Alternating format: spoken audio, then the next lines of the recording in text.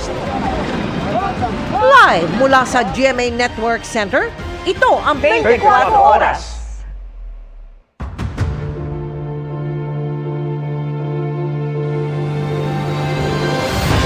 Magandang gabi po, Luzon, Visayas at Mindanao.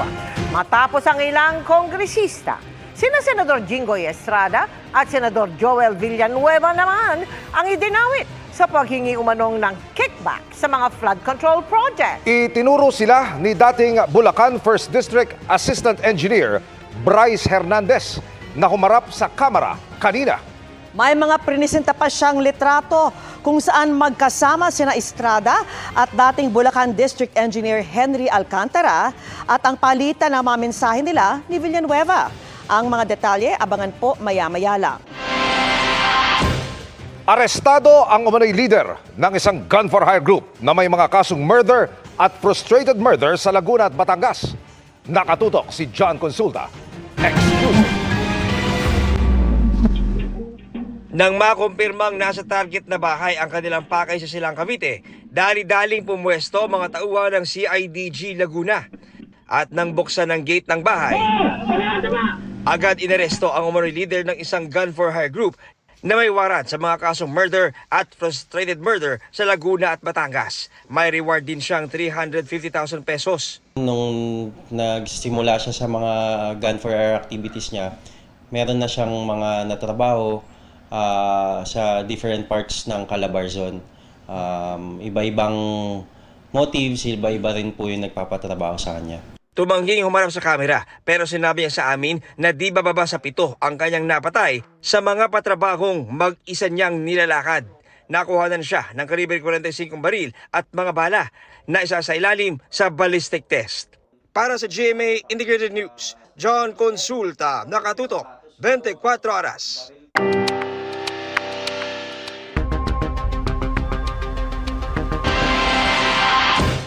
Hanggang 4 na bungo ang na-recover ng mga diver ng Philippine Coast Guard sa Taal Lake bilang bahagi ng paghahanap sa mga nawawalang sabongero.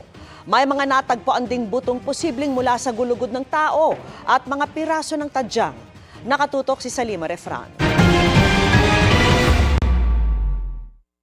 Nasa 10 hinihinalang gulugod o spine ng tao ang kabilang sa latest na nakuha sa Taal Lake ng mga diver na naghahanap sa missing sabongeros kahapon.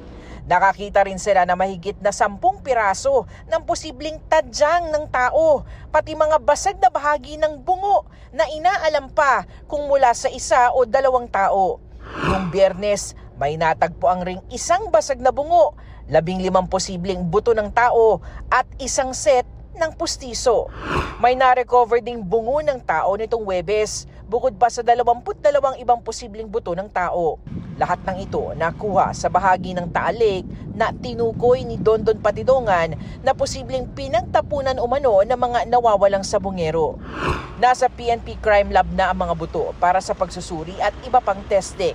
Dagdag ito sa mahigit 400 buto ng naunang na-recover sa lawa. Samantala, nakipagpulong kay Justice Assistant Secretary Eliseo Cruz ang bagong direktor ng CIDG na si Major General Robert Alexander Morico II para sa pagpapalakas ng case build-up para sa missing sabongero case at iba pang kaso. Para sa GMA Integrated News, Salima Refran, nakatutok 24 oras. Dinukot na mga nag-book na pasahero ang isang TNVS driver sa Bulacan. Para makatakas, tumalon ng driver mula sa ikalawang palapag ng gusali kaya siya'y nabalian. Babala mga kapuso sensitibo ang inyong mapapanood. Nakatutok si Marisol Abduraman. Exclusive! Sa video na ito, kita ang pagtulo ng isang lalaki mula sa bintana ng ikalawang palapag ng gusali. Pagbagsak, hindi siya agad nakatayo. Maya-maya pa, may mga taong lumapit sa kanya. Ayon sa Bulacan Police, nagkabali sa kanang bewang ang lalaki na isang TNVS driver. Nagtangka raw siya noong tumakas mula sa mga taong dumukot umano sa kanya. Ang isa sa mga lumapit sa kanya, ang isa raw mismo mga dumukot sa lalaki at naatasang magbantay sa biktima sa hotel kung saan siya dinala. Nagpanggap po na kumpanyo ng victim yung isang suspect. Pero agad daw nakahingi ng tulong ang biktima. Nagsabi po siya na siya ay victim ng carnapping and mayroon pong threat dahil po sabi po ng mga suspect ay papatayin nila itong biktima. Kaya agad raw humingi ng tulong sa mga pulis ang mga tauhan ng hotel. Nakatakas ang mga suspect. Sa investigasyon ng Bulacan Police, Sabado ng hapon na mag-book ang mga suspects sa TNVS mula San Fernando, Pampanga. Sinundo raw ng driver ang mga nagkunwaring pasahero sa Baliwag, Bulacan. Nagpaikot-ikot raw sila sa iba pang lugar sa Bulacan na nakuhanan pa ng CCTV. Pinutusan po nila yung driver na gumawi papuntang Marilao, Bulacan. Blindfold nila yung driver. So yung driver ay blindfolded at one of the suspect drove the car going to San Rafael, Bulacan. Doon po sila nag-check-in and yung victim was placed under their custody sa loob ng isang kwarto. Sumuko ang babaeng kasama ng grupo sa follow-up operation. Isa-isang natunton ang iba pang suspect. Nahuli sa Baliwag ang isa. So, ang intention niyo talaga is to carnap? Hindi po kanap kasi parang trippings lang din nung sa babae po. Anong gagawin niyo sa sasakyan? Yun nga po, parang sasangla lang po. Naaresto ang dalawang iba pa sa follow-up operation.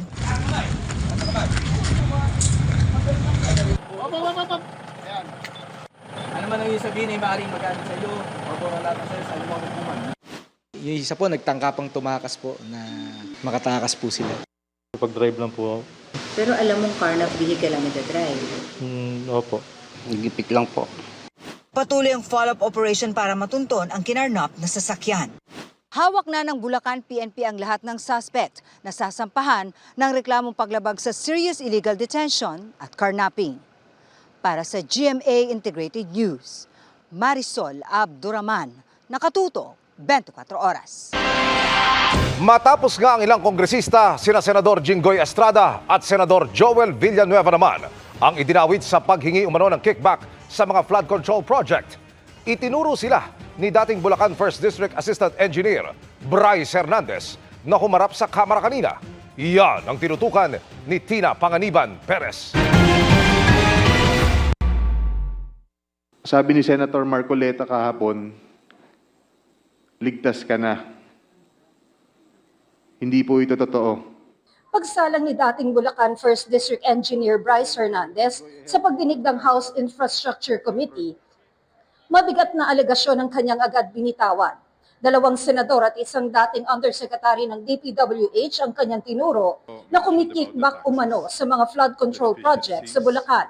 Si Senator Jinggoy Ejercito Estrada, Senator Joel Villanueva, Yusek Robert Bernardo, at D. Alcantara. Si Senator Jinggoy po ay nagbaba ng 355 million ngayong 2025 sa mga ilang projects sa Bulacan.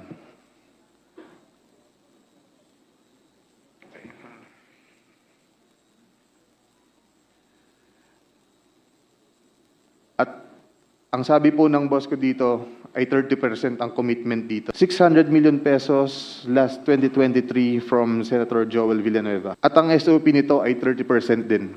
Ang 30% commitment o SOP na sinasabi ni Engineer Hernandez ay yung napunta sa mga senador.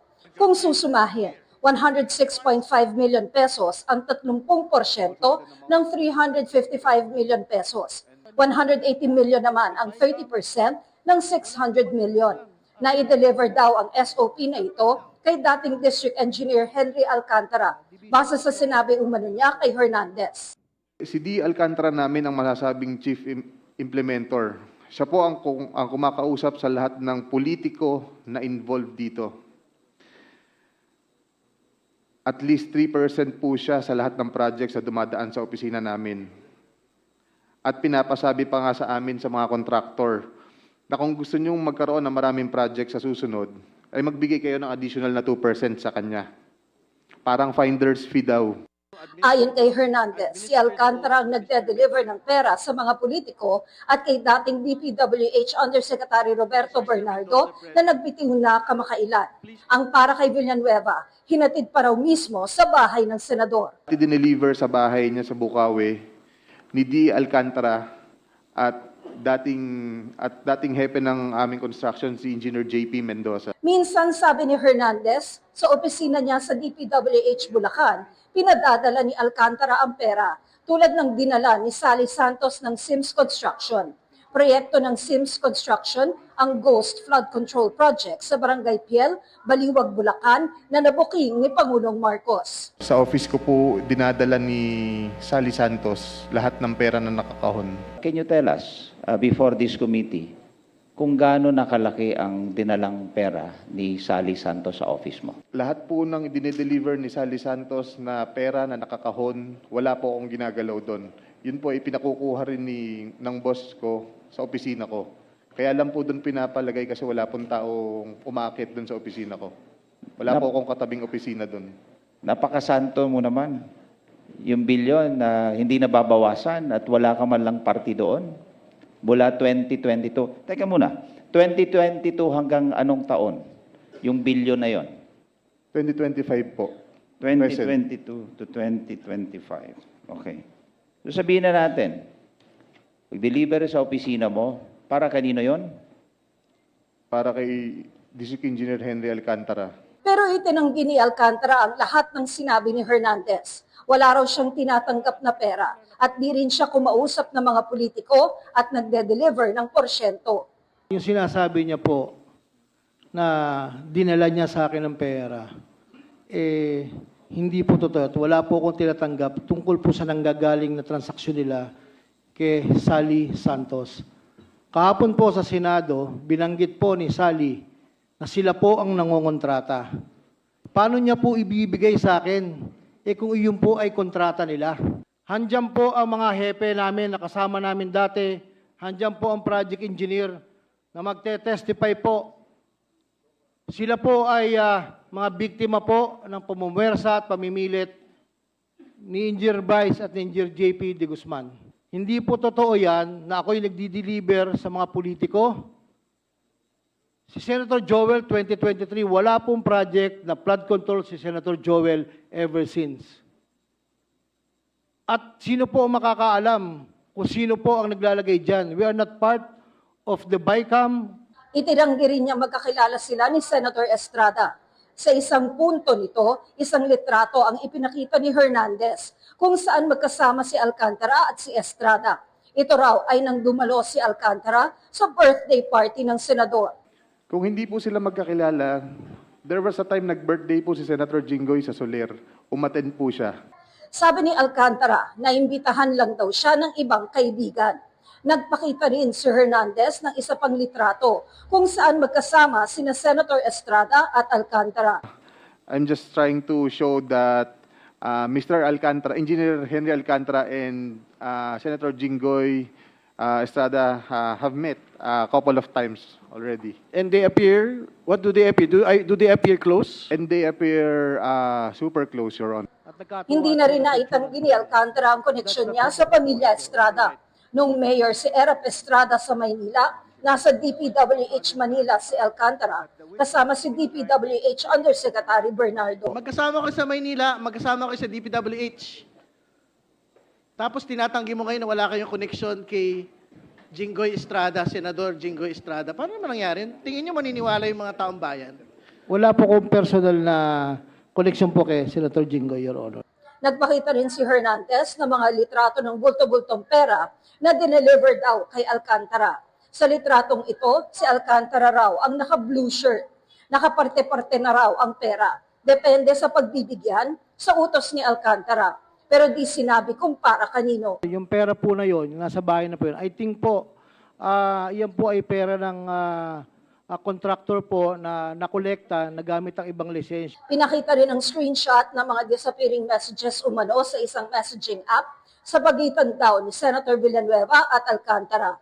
Kinunan daw ito ng picture ni Engineer JP Mendoza na nagsabing ito raw ay tungkol sa requests para sa multipurpose buildings. Noong October 2023, na kung saan nagre-request po si Senator Joel ng yung mga binasa po ni Engineer Bryce ng flood control. Sinasabi ni Senator Joel na mababa lang yung kanyang pondo, subalit siya ang majority floor.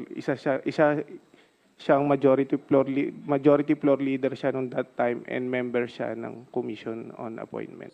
May screenshot din na pinakita na umano yung messages sa pagitan ni Hernandez at isang contractor tungkol naman sa delivery ng pera. Diyan po yung pag-uusap kung kailan po magde-deliver ng obligasyon dahil kailangan po ni Boss Henry. Nag-request si Hernandez ng proteksyon sa Kamara para doon madetine, imbes sa Senado, kung saan siya na-contempt.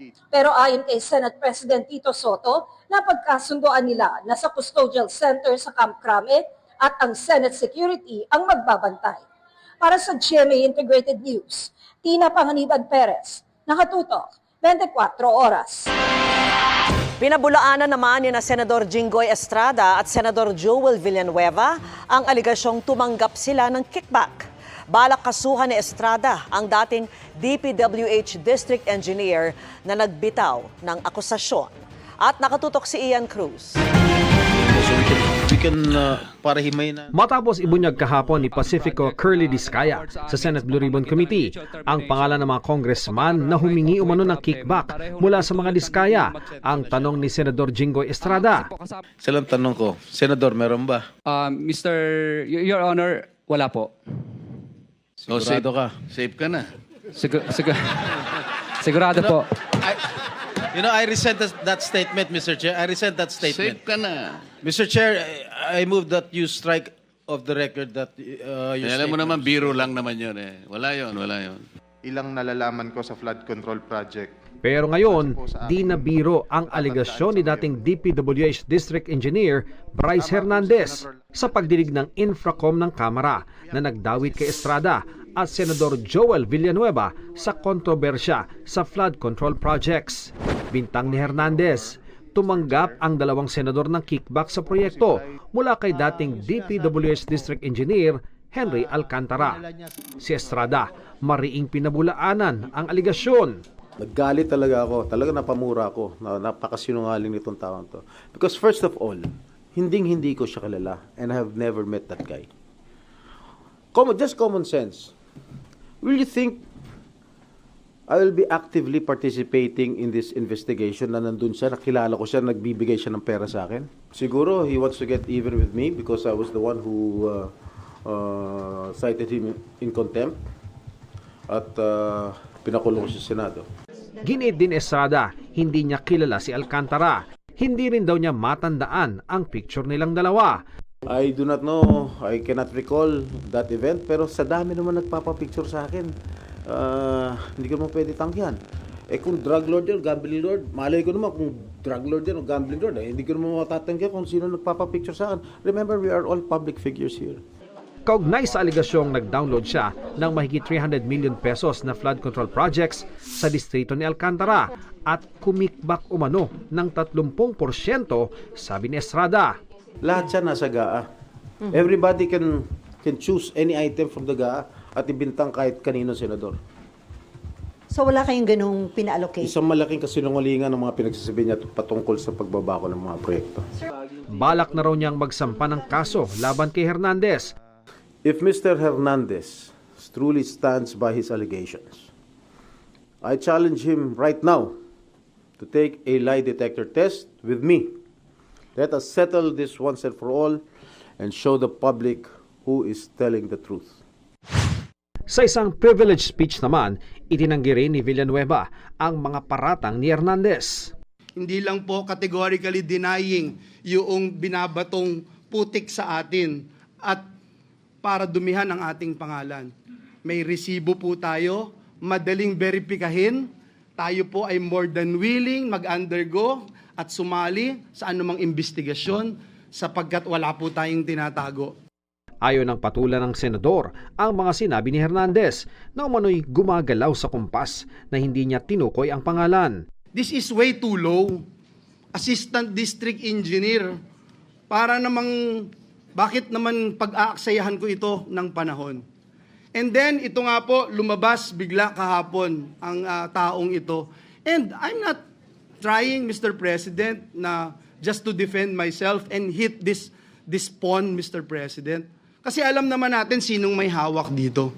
Dati nang itinanggi ni Villanueva ang anumang kaugnayan kay Alcantara. Sir, wala kayong transaction with Alcantara? Never.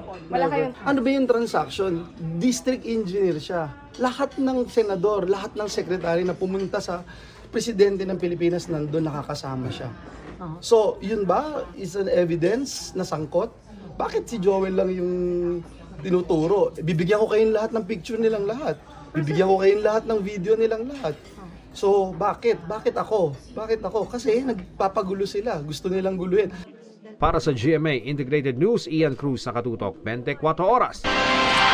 Inidetalye ng ilang senador kung paanong nakakuha ng sapat na bilang ang dating minorya para maging mayorya at maluklok si ngayon Senate President Tito Soto. Nagkagulutan naman sa hanay ng tinaguriang Duterte Black na naiwan sa minorya at nawalan ng mga komite. Ang mga kwento nila sa pagtutok ni Mark Salazar. Habang abala kahapon ng Senado sa investigasyon ng Blue Ribbon Committee tungkol sa flood control scandal, nabubuo na rin ang isang kudita para palitan si Senate President Cheese Escudero. 15 senador ang pumirma para ipalit si Senador Tito Soto. Hindi naman kasi ako nagsimula eh. Di ba yung apat doon sa Mythical 5? Opo. Nagsimula eh. So hindi ko alam sino mga pinakausap mo muna. Pinakamagandang tanungin mo yung apat. Yung Senator Lacson, Regarda, Zubiri, and Hontiveros. Si Senador Ping Lacson ang nagkwento kung gaano kabilis nila nabuo ang 15 bagong mayorya. Nag-start lang yan, I think, unang pulong namin 5, Friday. Nagbibilang-bilang, tapos Saturday, Sunday, yan. Hanggang Monday ng umaga. Nung suficiente na, nagpirmahan na. Merong draft resolution. Ang palitan ng baton ay nangyari muna ng informal at closed door. Nung umaga, bago magsesyon. Pinuntahan na namin si Senate President Cheese at nakakabagbag naman ng loob na he was very, very gracious. Ang sabi ko nga, statesman par excellence, yung naging demeanor, yung naging reception sa amin ni Senate President Cheese. At sinadjust ko pa na baka naman pwedeng para lang sa solidarity ng ating Senado, baka pwedeng siya na yung mag-administer ng oath kay bagong Senate President. Sabi niya, walang problema. Una niya tinanong eh, so how do you want to do this? Sabi ko, it's up to you. Sabi ko, how would you prefer to do it? Sabi niya, let's do it by acclamation and declare the position of Senate President vacant. Sabi ni Senador J.V. Ejercito, isa siya sa mga huling kinausap para imbitahan sa bagong mayorya. May mga nag-usap din kami ng mga kasama natin. In particular, kami ni Senator, nag-usap kami kagabi kung anong gagawin namin. Kasi may mga kumausap din naman sa amin na we cannot reveal na. There's a name. Sa pagbabago ng Senate presidency, magbabago rin ang liderato ng Senado. Magiging Senate President pro tempore na si Lacson, kapalit ni Jinggoy Estrada. Majority Leader na si Senador Mig Zubiri, kapalit ni Joel Villanueva. Si Estrada natimbrehan lang daw ng magaganap na kudita habang nasa Blue Ribbon Committee hearing siya. Nalaman yung kailangan nyo nalaman ko during the Blue Ribbon hearing, sir. Yes. So how kayo na-informed? How were you informed? Well, I talked to SP Cheese, what's happening. Because I read in social media na may mga doon nga mangyayari sa Senate. So, I was surprised. But it happens. Wala tayong magagawa. They have the numbers. So, congratulations. Sa pagpalit ng Ago sa Senado, naiwan ng tinaguriang The Duterte Block. Parang nalito nga kami ni Bato, nalito rin kami ni Bongo. Ano ba nangyayari pa rin si Senator Robin na patakbo yata kay SP Cheese? Nagkakalituhan bakit yung Duterte Block na out kami? Maiiwan din ng Duterte Block sa pilian ng komite. Halimbawa, ang Senate Blue Ribbon Committee mula kay Marcoleta, ililipat na kay Lacson. Wala pang umaamin ng dahilan kung bakit pinatalsik si Escudero. Bago nito'y nauungkat ang pagiging top contributor ng isang kontraktor sa kanyang kampanya noong 2022. Kasama ba ang flood control issue kaya bababa siya? Hindi naman siguro. Ito'y talagang a few weeks back pinag-uusapan na rin ng mga kasama namin eh. Ayoko nang pag-usapan yung mga dahilan kasi ayaw na rin nating magkaroon pa ng sakitan o sama ng loob. Yan naman normal naman yan sa Senate at saka sa House yung palitan. 9 na senador na hindi nag-sign sa resolution para maging Senate President si Soto ang bubuo ng minority group. Sabi ni Senador Jinggoy Estrada, si Alan Peter Cayetano ang minority leader at si Senador Rodante Marcoleta ang deputy. Para sa GMA Integrated News, Mark Salazar, Nakatutok, 24 Oras.